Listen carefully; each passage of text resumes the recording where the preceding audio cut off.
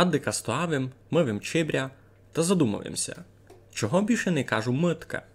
Тепер майбільш усі вповідять губка, хоч давно май казали митка. Айбо губка то гиба не інструмент, то лише як матеріал, із котрого то та миткася чинить. Давно ся чинила із куска рянди, а тепер із губки, айбо функція цього інструмента ся не поміняла. Функція мити чибря.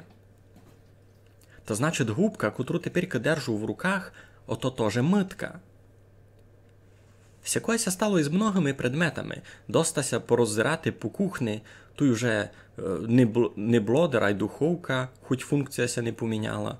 Уже не чибря, а й посуда, хоч поливка ся сербати з неї руно так само. Много сякої лексики вже ся виміняло, но не пропало домак. Старші ще тямлят. Адика дома казав їм сусідам, аж пробуємо дома включити блодер та печи булі.